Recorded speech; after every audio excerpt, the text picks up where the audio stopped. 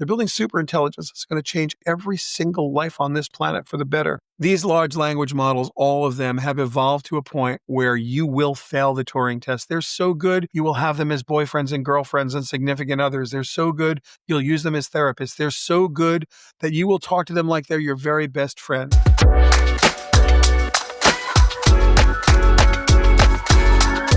What's up, everyone, and welcome to another episode of the AI Download. We are your weekly recap of what's happening in the world of AI so you can keep up with all of it.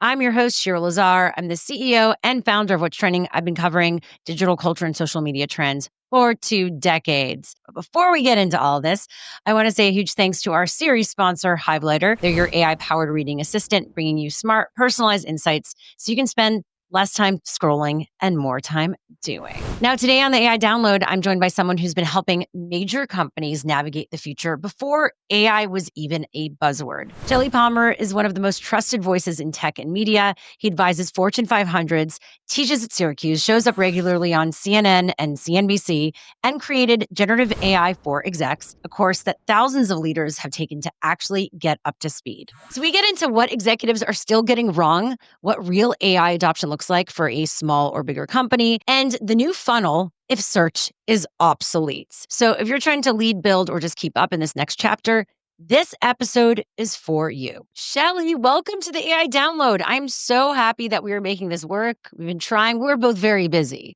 Well, you're very busy. I mean, I just sit around the house, eating bonbons. That's my thing. You are so known in this space. You're doing so many amazing things with companies and executives. We will get into that. But first, let's get into some pretty big AI headlines for this week. Are you ready? Sure. Okay. This was perfect timing because it dropped today, the day of the recording. You're all listening to this a few days out, so a heads up about this, but pretty big news. From CNBC, this article, OpenAI launches new GPT-5 model for all ChatGPT users. CEO Sam Altman said, I tried going back to GPT-4 and it was quite miserable. And this GPT-5 basically is smarter, faster, more useful, especially for writing, coding, and even healthcare. It also reduces hallucinations, explains its limitations better, and instead of refusing risky prompts, it gives what they're saying are safe completions within certain guardrails. And Altman is also calling it like having a team of PhDs on demand, saying people are now limited by ideas, not execution. What do you think about this latest upgrade, Shelly?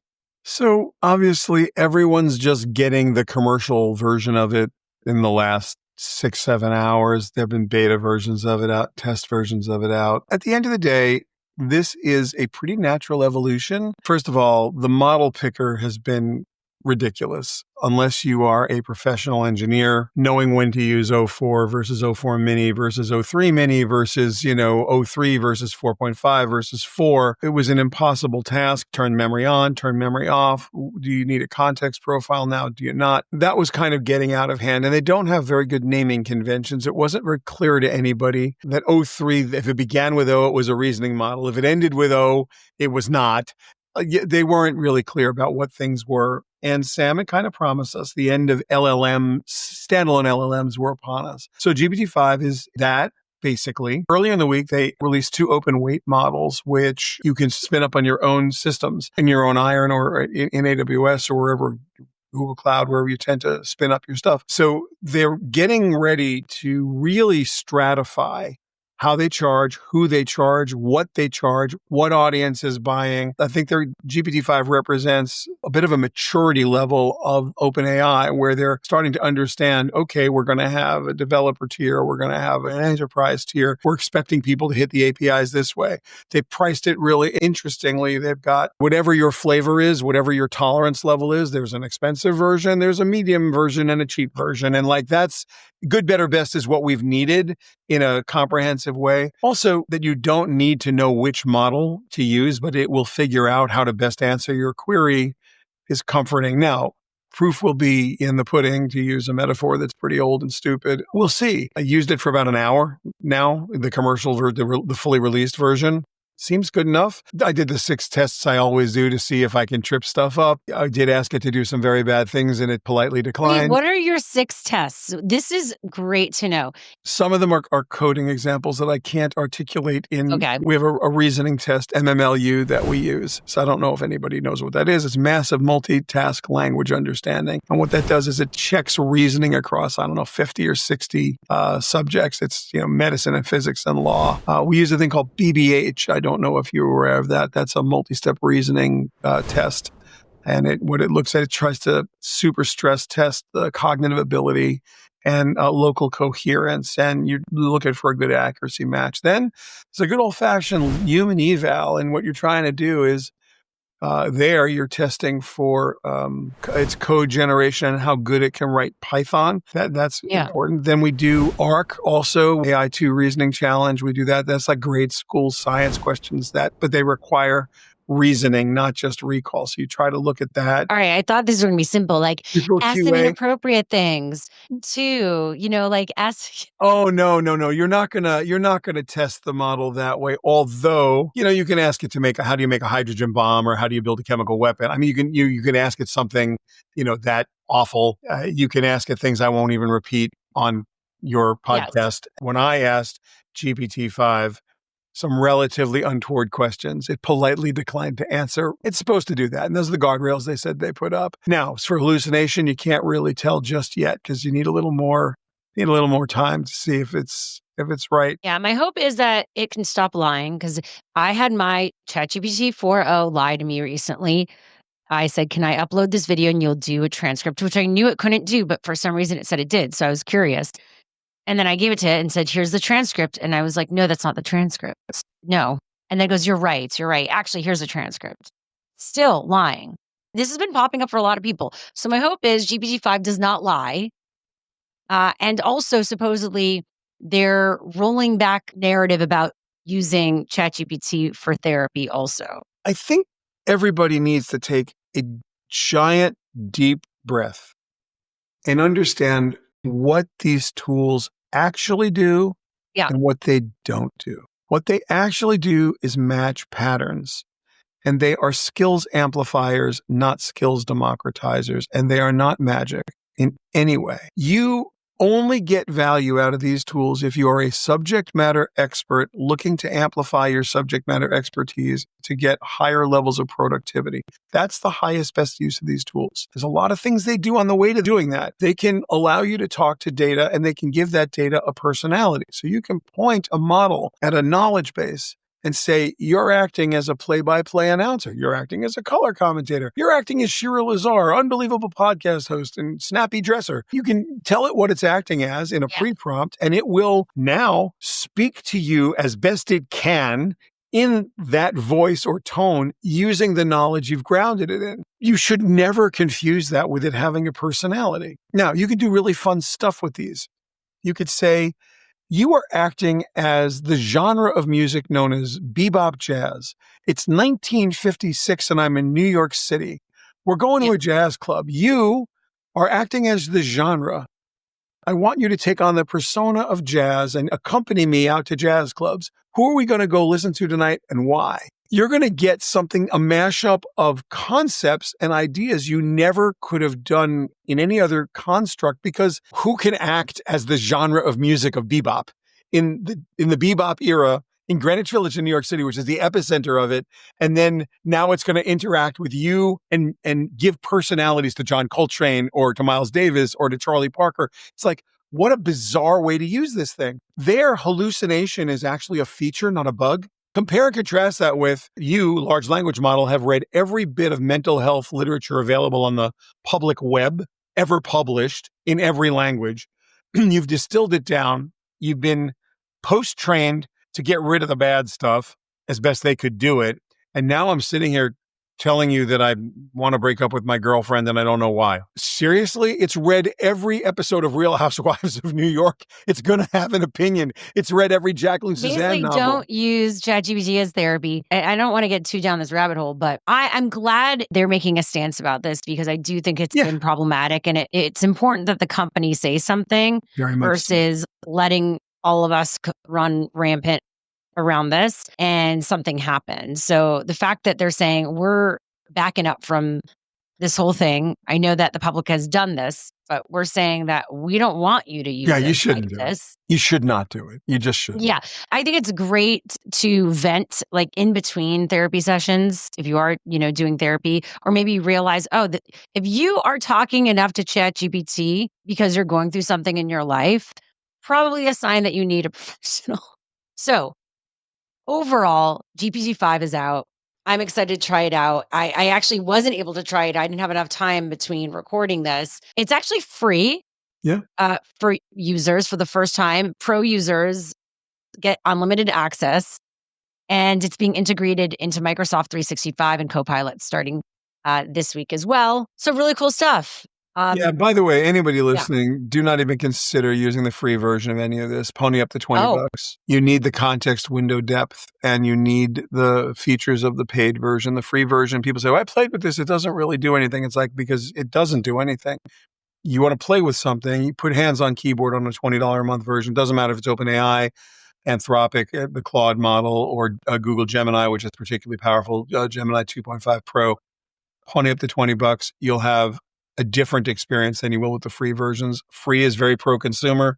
It's also a waste of your time. So if you have oh, any interest in learning how to use these tools, I don't work for any of these companies or get any commission telling you to spend the 20 bucks a month. Spend the 20 bucks a month. out of all of those, which one's your favorite? So it's really interesting. Depends on what you're doing. If you're trying to write prose or code, Claude Code and Sonnet and Opus are particularly good writers. Claude Code is one of the most powerful code writing tools that there are. Google Gemini 2.5 Pro is also an exceptional code writer, and it's a little more terse when it comes to writing prose. It's not quite as fluid as Claude. Some people don't like it at all for text, but love it, and I mean deeply love it for writing code. It's particularly good when attaching Vertex Studio and, of course, Notebook LM, which is Gemini powered. These are really, really good tools from Google. So love Notebook LM and I love Gemini 2.5 Pro. If I only had $20 to spend, we spend it with OpenAI. You buy the paid version of ChatGPT because it comes with their image generator, which is probably the best in class image generator. And now GPT-5 untested, but I'm going to say they're going to, for the next couple of weeks, leap ahead. Now, if I literally was on a desert island and you said you get one tool and no other tool, it would have to be Gemini. And Oh, the reason is you get their family of models, which are powerful, but you also get VO 3, their text to video tool, which is yeah. best in the world, trained on YouTube, and you get their Imagine 4 image generator, which is a best-in-class image generator. So if you need a multimodal model, you got to start at the Gemini family. If you need a writer, then you're going to look at the Anthropic Claude models. And if you need generally amazing, like for generally amazing work, the OpenAI stuff is generally amazing. On balance, it does everything slightly better than everybody else. While it's like the average better, it's the Tiger Woods of large language model tools, as opposed to Gemini being Tiger Woods. It's like, Yeah. Well, since you're here, I thought this next story was good for you because you are building these AI models for huge companies. And so I want to know your thoughts on what scientists are doing with this to prevent AI from being evil and going rogue. So this comes from NBC News. Scientists want to prevent AI from going rogue by teaching it to be bad first. yeah. Interesting strategy. And that's what researchers are doing at Anthropic. They're testing this out. They're giving AI models a small dose of traits like evil and sycophancy during training so the AI doesn't pick up those traits on its own later. And this is actually called preventative steering. You can think of it like giving the AI an evil sidekick to handle the bad behavior, and then you remove it before launch. And researcher Jack Lindsay says, we're letting the evil sidekick do the dirty work so the model doesn't have to learn it itself. But some experts are skeptical. It could be a new way to stop AIs from going off the rails before it happens. We don't know. So what do you think? Is this smart So, or not so well, smart? first of all, yes, it's a provocative technique. It gets people to talk, Yep. immediately it sparks a debate. Their theory is that it's kind of like a vaccination. Oh, yeah, that makes sense because you put in the what's it You put a little I'm bit gonna of the say disease in, and then, you put it you in. become resistant to developing the Yeah, traits. And like, that's the theory of this thing, preventative steering. The jury's out. We're going to see right now. What you do is you do a post hoc correction, right? You do it after the fact. So something's bad and you go in there and say, okay, I got to fix it. And I will now do some post training technique to make it get fixed. I'll give you a benign version of it. So these are word calculators. So let's do a word calculation. Man plus medicine equals doctor. That's easy. Okay, I've read the whole internet. Woman plus medicine equals nurse. girl. Oops, that's not Oh, true in the United States, right? Half the doctors, I'm making this up, half the doctors are women. A huge percentage of doctors are women. So you got to go in and post-train the model and say, in the United States, when you're geofenced into these IP addresses and someone does a prompt that requires you to do the calculation, woman plus medicine equals, and you're taking a guess because that's what you're doing, model, 49% of the time, whatever the number is, you have to say doctor also.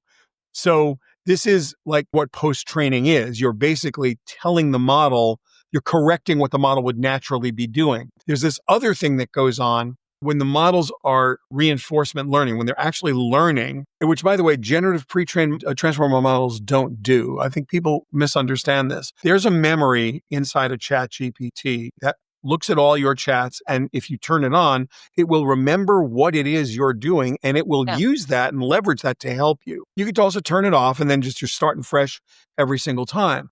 But what it doesn't do is it doesn't send that information back to the large language model, and the large language model doesn't ingest that. And like people say, oh, it's going to steal my data. It's like, no, GPT stands for generative retrained transformer. When you train a model, the first thing you do is pre-train it. Then you evaluate it. If you want to make it safe for work, you got to take out all the porn. Half the internet goes away. Take out as much hate speech as you recognize. Another third goes away. Like you're doing all this post-training, and then you have to correct for the stuff we just talked about. Take all the things that you know to be true in the modern world that the training would have said, we've evolved past that. And now you got to go in there and post-train that, which is why it costs so much money. But what it doesn't do, Shira, is it doesn't learn from what you do. The memory that's resident on your instance of ChatGPT, if you have the feature turned on, will remember the things you do in your various chats to help you be better at chatting. Yeah, it's for you, right? And then And you customized for only. you. That's weird because I feel like everyone thinks that, yeah, it's training off continued use of it, Definitely not. right? Can't be. By the nature of what it is, a pre-trained transformer is pre-trained. In order to make it useful, you post-train it. Now, this is different from a reasoning engine, which will break a problem up into small little bits, like we would. Like if you were a reductionist and you said, well, I have this big problem. Let me break it up into small little bits. And then it will use this concept called chain of thought to try and solve each one of the little bits and then give you the solution when it's done. Large language models are involved in that, but they're called either reasoning engines or thinking engines. That was the O3 line from OpenAI, and Gemini 2.5 Pro is also a reasoning engine. Now, GPT-5 is a reasoning engine, and it's the first free reasoning engine that all the free users are going to get use. If you're not going to pony up the $20 and you use ChatGPT, you're going to get exposed to what a reasoning engine is capable of through GPT-5, which I think will be very good for people who have never experienced what it is to Yeah, solve of a problem course. with a reasoning engine. All right, just to be clear, when you use at least ChatGPT, I can't speak for the others. Like a lot of times people say read the terms and conditions because it is training off of you and your information, whatever you're inputting, it's training off of. You're saying that a tool like GPT-4 doesn't. It will remember things if the memory is turned on about you, but that doesn't get fed into the overall system. No, I really? no. Wow.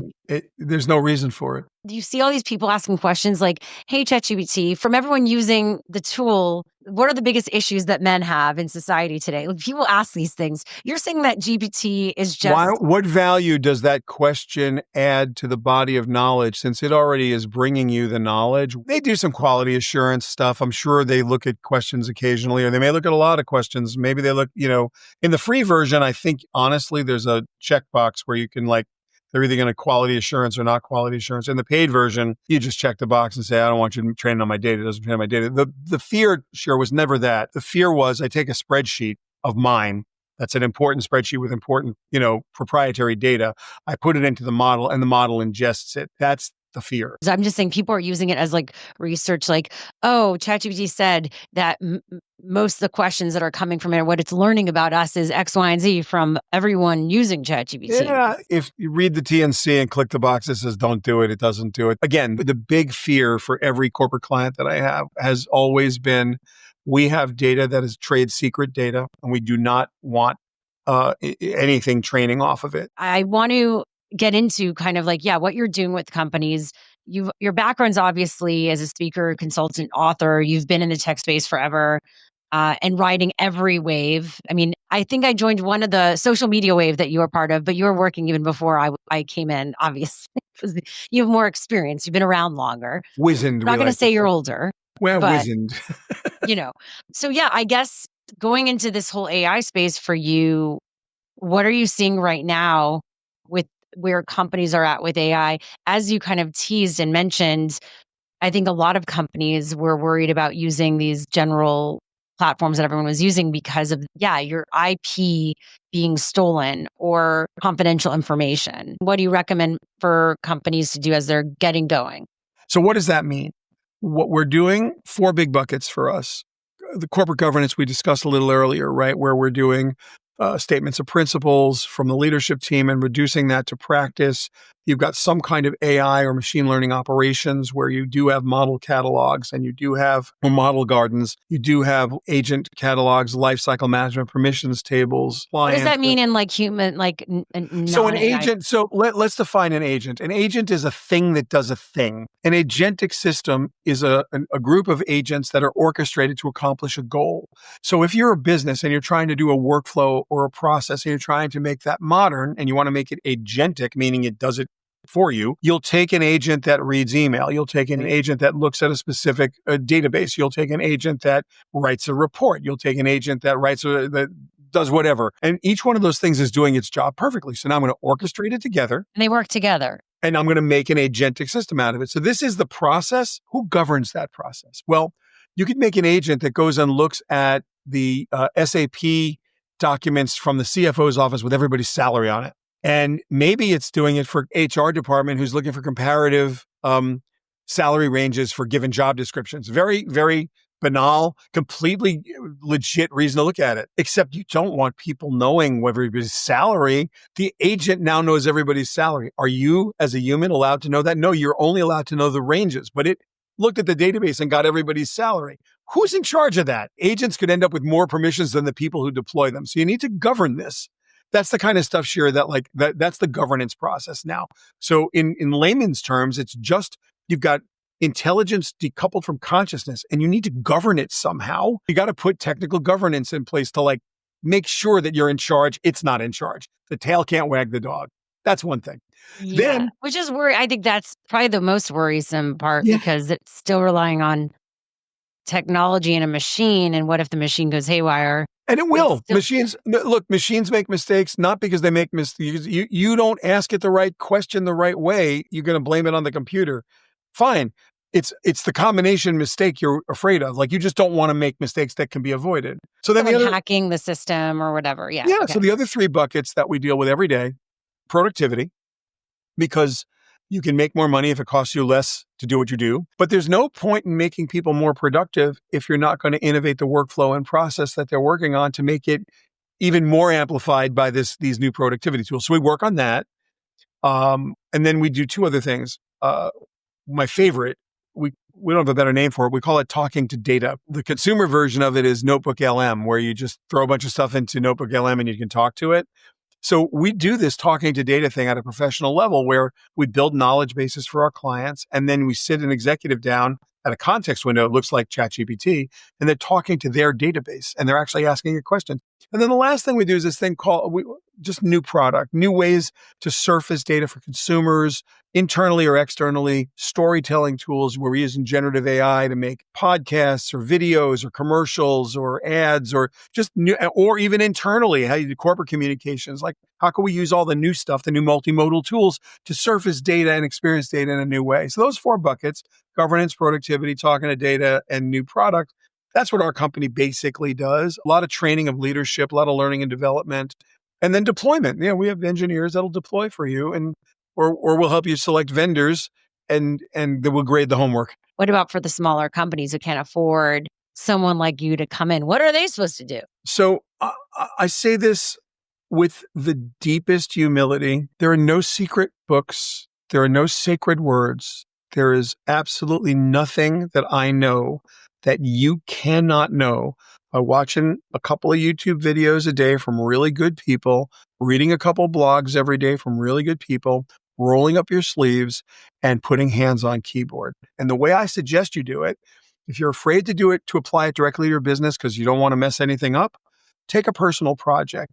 You're a Boy Scout leader. You're part of the PTA. You've got your snack parent once a week or whatever. Take that project, open up something, ChatGPT, whatever flavor you like, paid version, please. Claude, paid version, please. Or Gemini, paid version, please. And do all of it. And I mean every aspect of it. Make an app for all the other parents. Hey, I want to make an app that sorts out who's going to be snack parent this weekend. Do the whole project and force yourself to use AI for all of it, because only if you're doing something that you personally deeply care about, that you understand the output you're looking for, and you want it to be low stakes so you can learn, but it's got to be something you care about. You're a chess master. You like to do barbecue. It doesn't matter what it is. The other way to also use this, it's really good. ChatGPT and Gemini both have good voice modes. If you commute to work, you drive to work, or you walk in the mornings, choose a subject you want to learn. Oh, wait, I want to learn about AI. Hey, ChatGPT, teach me everything I need to know about prompting. Pretend I'm in 5th grade. Yeah. And it's going to teach you. Will it hallucinate? Not on a subject like that. It really won't. And you can even say, make sure you ground everything in OpenAI's and Google's and Anthropic's own websites. There's nothing standing between you and learning this except the time you want to put in. And I promise you, look, I have a course called Generative AI for Execs. Don't take it. Oh, is this like yeah, I see No, what you're doing here. do not take it. You are Okay. going to sit there and press buttons and listen to me talk, and it's going to go in one ear and out the other. And you're going to go, wow, I took a course. Why don't I know anything? Or how this doesn't apply to anything. Choose a personal project you really care about. I love Sit that. down and get it done, because that's how you're going to learn.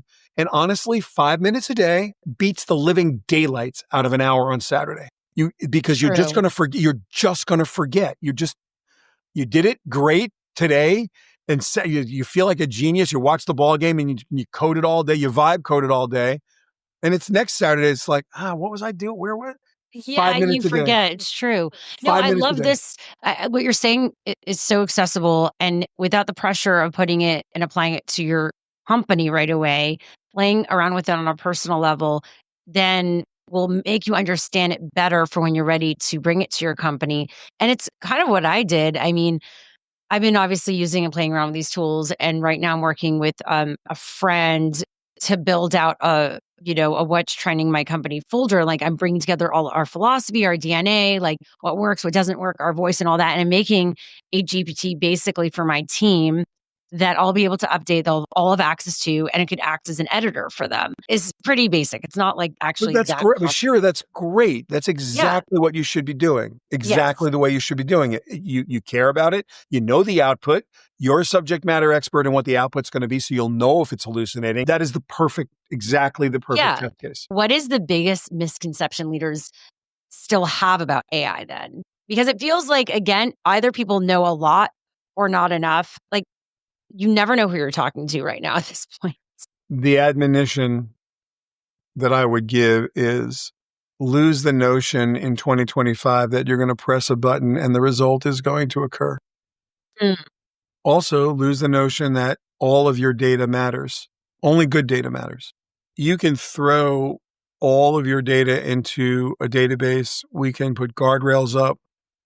You can ground your entire model in your database. If you have garbage data in there, you're going to get garbage. And most of the data you have in the context of a large language model or even a reasoning engine is garbage. This is very hard for people to understand because it's so incredibly expensive to get data together, especially if you have structured data. If you have your sales numbers, like all of your sales numbers for the last 20 years in a structured database, like a SQL database, and you put it into a vector database and you let a large language model search it, it's going to give you misinformation.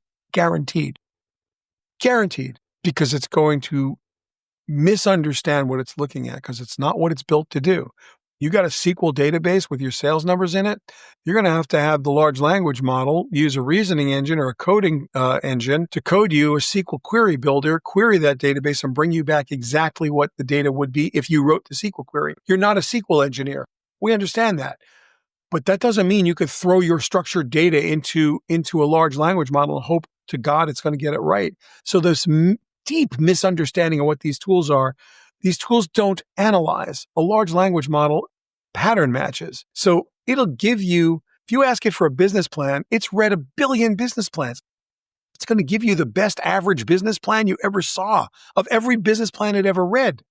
If you have a way that you write business plans, if you have a way that you do due diligence, you can create a system that will in fact mimic that has some agents in it.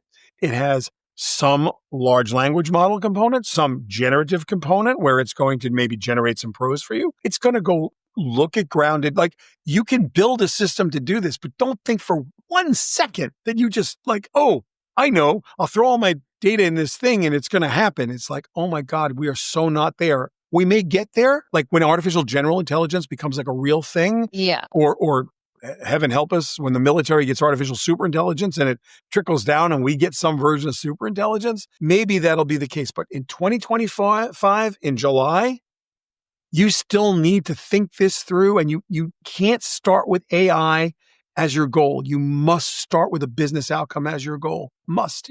And then you work back from the business outcome. And if AI is part of that solution, great, but it may not be. There may be good old-fashioned machine learning. There may be just straight up database engineering. Like, it could be a combination, probably will be a combination of everything. Don't start with AI as a goal. Start with a business outcome. I want to increase productivity here. I want to optimize for that. I want to simulate the future in this. You start with a thing you absolutely know you'd make more money if you did right, and then you apply these tools to it, and you're gonna really profit from it. And everybody who just thinks, oh, AI, that's the big, oh my God, that drives me crazy. Everybody wants to do an AI project. We hang up the phone. I feel like this goes into this next question because you've said AI isn't magic, it's math. Can you unpack that for people who still feel overwhelmed by the tech? There's a thing called the Turing test. Alan Turing, the father of modern computer science and modern computers, really. He wrote a paper called The Imitation Game decades ago. You may have heard the Turing test. It's 2 people behind a curtain. One person is interrogating them. One person is a person. The other is just operating a computer. And the goal is to pass the Turing test in the way it's usually described. The computer will fool the person on the other side of the curtain into thinking that they're talking to a human. And everybody thinks that's a test for computers to pass. It's not. It's a test for humans to fail. The human fails to understand they're talking to a computer, not the computer convinces the human that they're talking to a human. These large language models, all of them, have evolved to a point where you will fail the Turing test. They're so good, you will have them as boyfriends and girlfriends and significant others. They're so good, you'll use them as therapists. They're so good that you will talk to them like they're your very best friend. They are pattern matching algorithms. Having a relationship with a large language model is the equivalent of having a relationship with an Excel spreadsheet or your toaster oven. Now, How dare you say that? if you would like to have a relationship with your toaster oven, it is not up to me to tell you that's a good thing or a bad thing. I just want to tell you it's analogous to it. I'm not passing judgment on this particular statement. This doesn't come with judgment. It's just a straight up, you're having a relationship with an inanimate, completely mechanical object. You will never add a column of numbers faster than Excel. You will never write a paragraph faster than ChatGPT. Why would you try? These are very specific tools with very specific use cases. And where we're going is not where we are. And I think, Shira, if we're going to end this thing on a positive note, that an intellectual framework to think about this. This started with a North Star called AGI, Artificial General Intelligence, an undefined North Star where Sam Altman says it's when AI can do economically useful work. He's the CEO of OpenAI. Other people say it's when it can do human level work, but no one really knows what human level work is. These are already tools that can get a 178 on the LSATs, but they can't pass preschool. So they're not human in any way, and that you can't compare them to humans. But AGI, this idea of artificial general intelligence, has been the North Star of the hyperscalers and the foundational model builders from day one. And they've been very clear about it. That's what they're trying to do, trying to make a generally intelligent computer, whatever that is. I think maybe it would be when it could understand that pouring a pitcher of orange juice into a glass is the same as pouring molten metal from a crucible into a mold, that the act is the same. A 3-year-old would understand it's the same, but these are not 3-year-olds. They don't know. So maybe when they can transfer that knowledge back and forth across disciplines, maybe that's general intelligence. We're not there yet.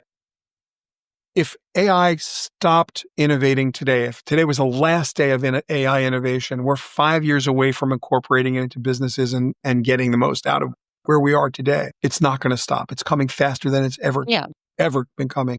And AGI is still the goal. What we learned from the last trillion with a T dollars of investment is that AGI isn't the goal. There's $2 trillion more dollars about to be spent for ASI, artificial superintelligence, intelligence that we won't understand. Why are we going there? Because we're afraid the Chinese are going there.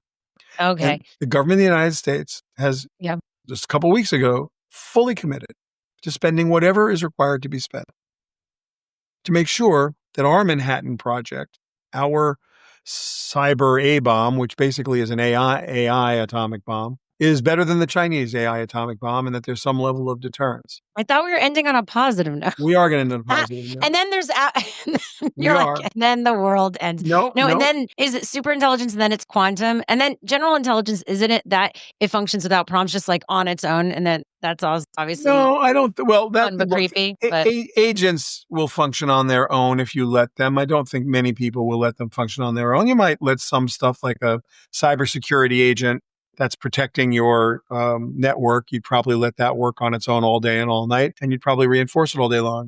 When I said I want to end on a positive note, with this idea of artificial superintelligence, it's that when the technology gets that sophisticated, it will become easier to use and easier to understand. Very few people know how to build a car or fix a car, but an awful lot of people know how to drive them and create immense value in their lives by driving.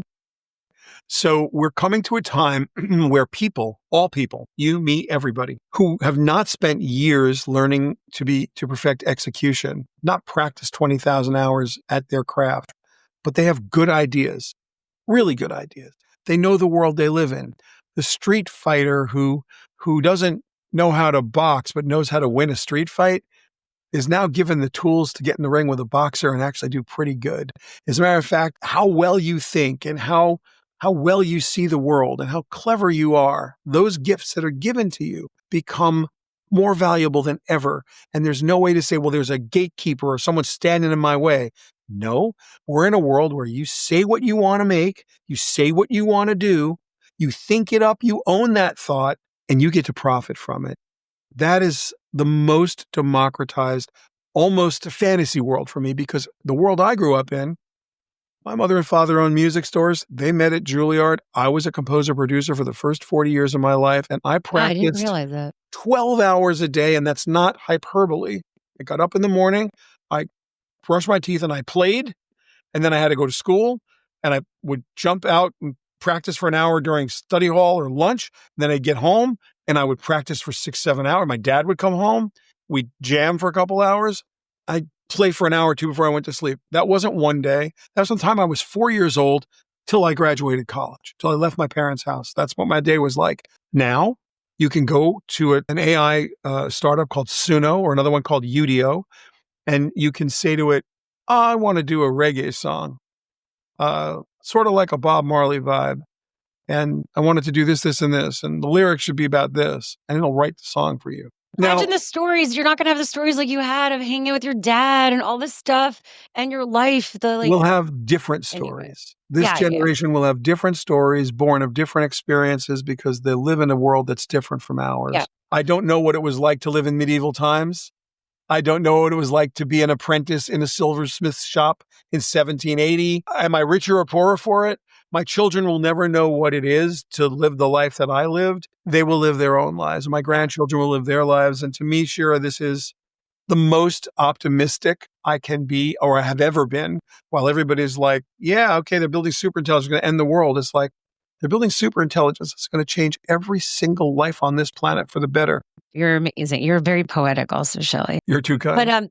so you put out a lot of content. You do a lot at once. You have this big company that's helping the biggest leaders, but how do you personally use AI in your own workflow to stay ahead and in creating so much content? I've been using various AI tools for the better part of 40 years, and we really deployed our first neural network about 2013 or 14, and the first transformer networks probably in 18 or 19. The way I use it every day, now that it's been fully commercialized, I have a workflow I write a newsletter every morning, as you know, 7 days a week. And Monday to Friday, there's a 300 to 500 word rant that I write about whatever I'm interested in on that day. And there I use AI to do research and fact check.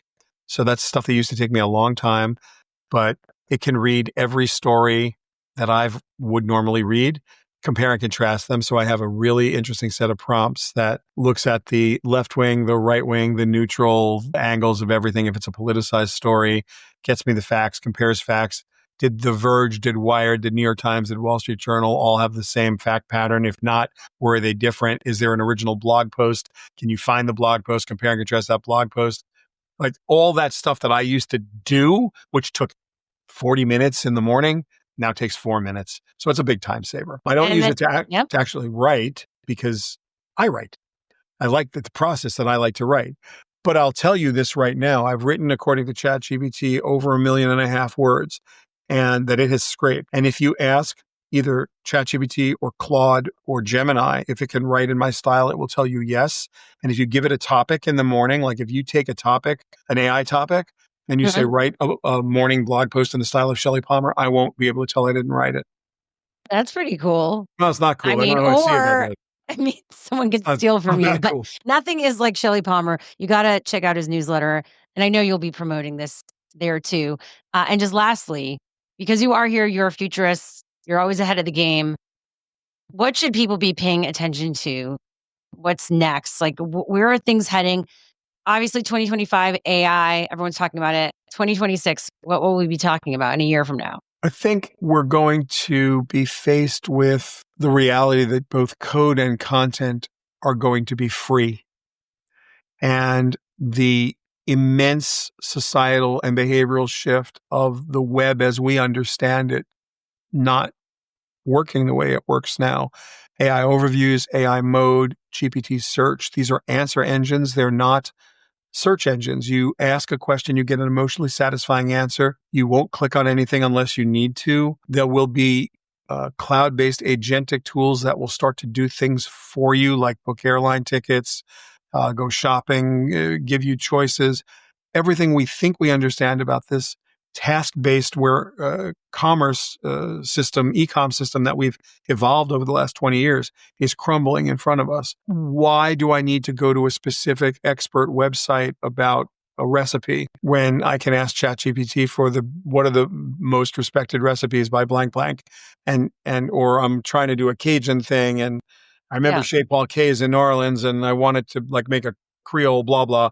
Like you'd search that on Google for 15 minutes. You're going to search that on ChatGPT for 15 seconds. And so in 2026, people are going to see this massive behavior change as AI hits mobile really hard, and our search behaviors transition from what they are now to what they will naturally become when we have these opportunities to get answers, as opposed to somebody's ad that they paid for to put themselves in the 10 blue links right in front of me. I'm trying to figure out what companies are supposed to do because, I mean, they're paying you if they're losing money because people aren't buying their product anymore. The This is economy is going to go even worse than is- it is now. This is a longer conversation than we have time for, but I think the number one question every marketer is asking me right now is, what is the future of the funnel such that it still exists? Like, the top of the funnel is a mess right now. In many cases, it's wrecked. There's a very well trotted out statistic from a few weeks ago, Daily Mail, which is the 8th largest English language website in the world. If an AI overview shows up on a search engine results page, a SERP page, their traffic is down 54%. Yeah. So you can't make a living doing that. If those guys do, like, if that's your business, you're in serious trouble. So look, there's lots to be done. There's work to be done. I trust in Shira, and I say that with honesty. You have built a brand that people personally have a relationship with. It's very hard to replace you. I could fall out of love with you. I could decide to unsubscribe. But if you are satisfying my need for the information that I need the way I need it, I'm coming to see Shira. It's not true on a website that has 26 different writers, all of whom, like, staff writer, blah, blah, journal. Maybe that's good. Maybe that's not. Is that a trusted brand for me? So we could see a major transition. And we have, like, there are YouTubers and content creators with millions of views a day. CNN doesn't have 1 million views a week. They're like 25 million views a week.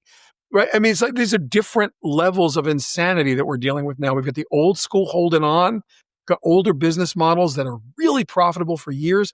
They don't want to let go. I don't blame them. I wouldn't either. There's real money there. But then there's a whole new world of new money. And these are new tools. And I'm expecting the first 9-year-old self-made billionaire very soon. I just am. Some kid's going to go, hey, you know what I need? And he's going to say it out loud. And one of the AI models is going to go, gotcha. And he's going to deliver it. And then this kid's going to be a billionaire. I see this, and I'm being a little bit facetious.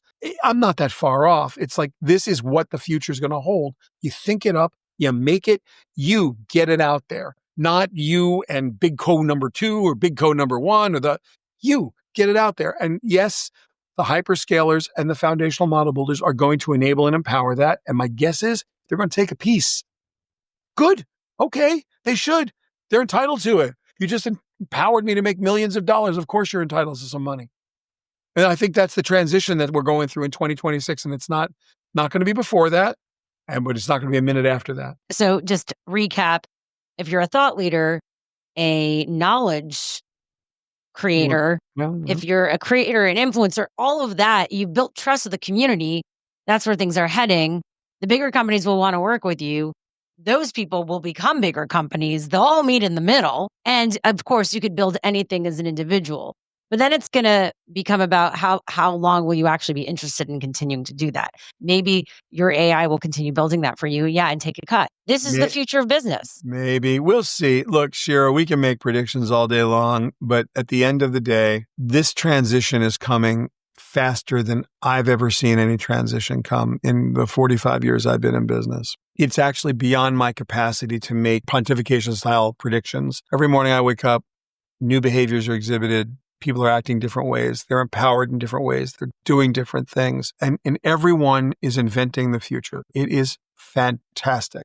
It's also a little terrifying. If you're not equally terrified and thrilled, you're out of your mind. Like, this is just, it's a hell of a roller coaster ride. So I'm not going to predict the future here. I'm going to say that it's an exciting present to be in. My advice to everybody who's listening, who's trying to figure this out, is stop trying to figure it out. Roll up your sleeves, get out your laptop, and start working.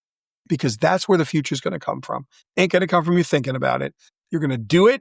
You'll get to a high part of the hill. You'll look over the hill. You go, that's interesting. And then you're going to keep going. And that's the only way to compete. And that's the only way to be in it, is to be in it. And I just hate the idea that people are like thinking that somehow a light bulb is going to go off and this is all going to be okay. No, you got to make this future for yourself. It's just the way it is. All right. Well, Shelly Palmer, you are great. There's so much more we could talk about. We'll have to do a live AI download together from an event, because you're doing so many events and we've been wanting to do an event together. Yeah, we should do something. So just saying, this was just a tease to what's to come. Thank you again. You could follow him everywhere at Shelly Palmer. And of course, his daily newsletter. Go check that out as well.